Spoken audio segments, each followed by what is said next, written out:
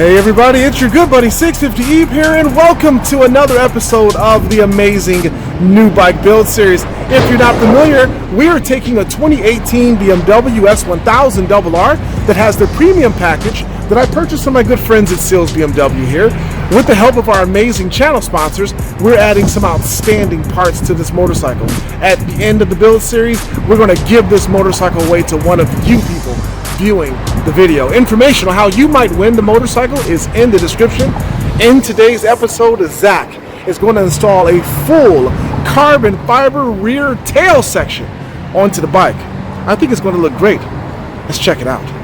All right, Zack, another great day here at Sills Motor Sales. Yeah, what's going on? You back from your travels off to, where were you at, Massachusetts? Massachusetts, near Boston, with our good friends at Bren Tuning, getting these bikes super fast. Yeah, so we look like we made some pretty good power. We did. Highest numbers we've seen so far in the bike build series, so that's pretty awesome. Yep. 202 horsepower, I'm happy with that. Yeah. Looks like everything stayed together pretty well. Yes. So that's also good to see. Yeah, the folks over at Bren Tuning were very happy to see this exhaust on the bike. Yeah. Cool. Well, we should probably start putting it back together. Yes, to make it look like an awesome motorcycle. Yeah, so we're going to start at the back end. Okay. And let's get some carbon fiber on here. Oh, heck We're yeah. going to replace all the stock components here that were black in color with carbon fiber pieces. Ooh, we that's have gonna be awesome. the tail cover to replace the seat, and then we have the two side pieces and the piece that goes over the brake light. Yep. So, of course, while we're doing that, which came from Moto Millions, Yes. great parts, we're going to replace our tail light with a slightly smoked, Yes. sequential integrated turn signals. So that's awesome. The turn signals are going to go like 1, 2, 3, like you see on the newer Mustangs. Yeah. So that'll look cool. Oh yeah, man. So let's get going. Okay. As you can see, this comes in two pieces. We have to fit it together, and between this piece and this rubber piece, it's kind of held together. Okay. And then we use the stock undertail piece because it has all these spots where it clips in, and a couple of screws that help hold it all. Okay. So let's pull off our seat here. So moving the lock piece over, it looks like the two holes were started here, so I just started the screws. We're gonna have to drill a pilot for this third one. Just make sure you don't go all the way through. I think if we just go a little bit, pops through, nothing on the top, we're good. Nice. And now we'll have a spot to put our third fastener. Okay. They just didn't have that drilled, and these were off-center just a hair, so hopefully everything winds up working out. Got the key in, took a little force, I had to loosen up these bolts again. It's not the best fitment, that's for sure. Let's see if we can snug these up now and everything will be okay or not. Okay, so we got our passenger seat cowl ready to go. You are going to need a couple of extra fasteners and a nut, a flat nut, so that you can attach this piece to it. Yeah. And if I wouldn't use these back two mounting holes, they're very shallow. I don't think it's necessary. I think the screw will come through if you wind up using them. Okay. So we put this off to the side, and now we can finish taking apart our tail section here. We got to get this rubber piece off. This is what holds it all together. There's just two screws on the inside. And then this is the piece that we actually retrofitted to your HP4. Yeah. Because the tail piece cracked. Yep. From putting the smack down on people. And folks are still telling me I need to replace the tail section, which I'll probably end up doing. But it looked good. Yeah, it does. And then we got two screws holding this back piece, which we're going to reuse to put it back together. This was the flat nut that I was talking about for the rear cowl piece. Okay. We'll have to transfer all these over to that too. How's that jigsaw puzzle coming? It's coming. I got those flat nuts moved over. Now we just have to reattach everything here using the original fasteners and body nuts. Don't have quite as many tabs as you'd have with the stock stuff, so it doesn't locate itself as nicely. You kind of have to make it look nice while you're tightening the fastener. See how we had that big gap before? We pretty much closed it up. We closed it up as good as it's going to get. Yeah.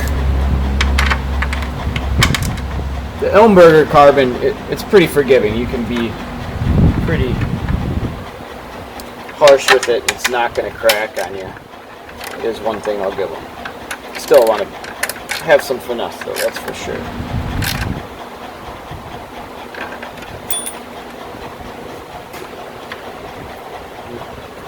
That's all we're going to get. So I didn't like the way this side was fitting. It wasn't clipping these little latches in here. Just weren't, this cutout wasn't large enough. So I just wound up taking a 9, what the heck size? What is that? I don't know. Oh, 9/64. Okay. I put it the right side up. Yeah. I can read it then. 9/64 drill bit, and just going into the square slot and then running it back and forth so that it would clip in place. And now this side looks just as nice as this side. Indeed. And now I'm hoping I can install all 4 of these screws here, and we're going to slip it right on. And it's going to be easy, right?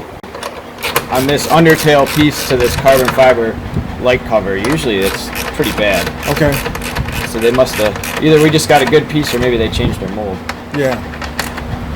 Because all these gaps are really nice. This one's off just a hair, but sometimes these are really sticking up. So definitely happy about that.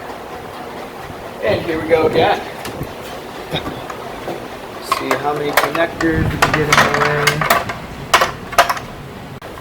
Looks like they've made this a little bit easier too, a little more plug and play than usual. We probably just have our turn signal wires, but this looks like it might connect right to our stock brake plate connector. Yeah, it does. Hey, that's nice. Yeah. Look at that. So we just gotta figure out what our 2 turn signal wires are, and we'll solder them in. We'll be able to see what that guy looks like. Okay. Yeah, we're all powered up. Now we just put our mounting screws back in, and the little plastic push pin that came out of the original one is going to fit up here, just like so. This Moto Dynamics kit is actually really complete. They give you all the wires to make it plug and play. It's awesome. If you wind up needing resistors, they're also plug and play. The resistors are the reason that some turn signals blink faster when you change an LED than others. Yeah. This bike, the instrument cluster controls the turn signals, so it adapts pretty well from what I've seen so far. If you wind up with a situation where your lights won't blink, that's probably when you need a resistor. So we're going to start without any resistors. This is just going to plug into the factory connector here. Just make sure that tab gets down. And then these are our turn signal pickups. So we just put yellow to yellow here.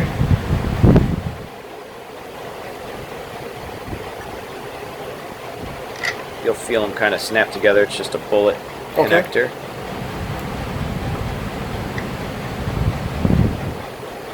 And then blue to blue, yellow to yellow again.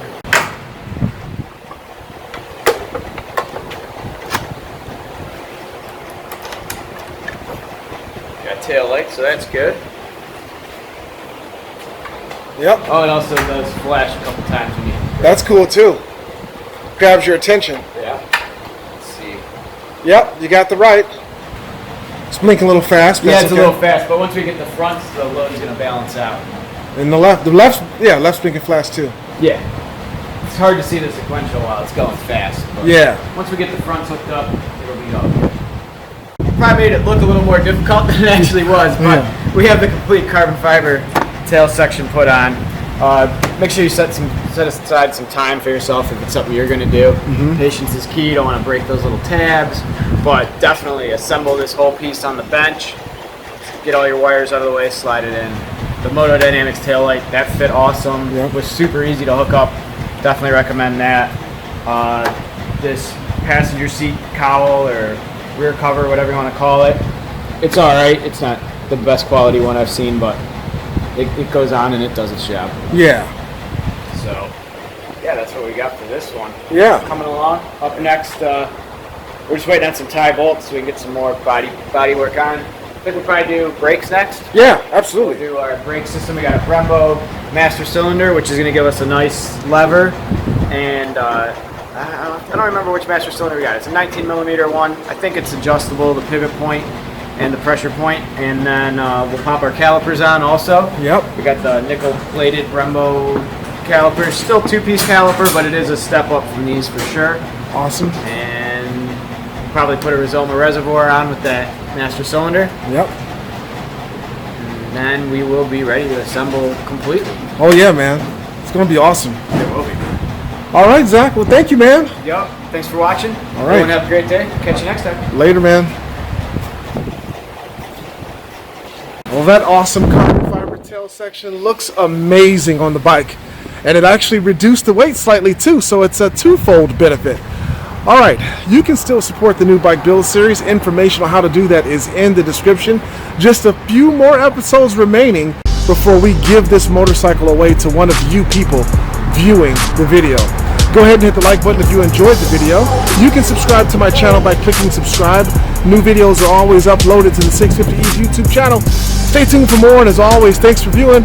Catch you next time on the New Bike Build series.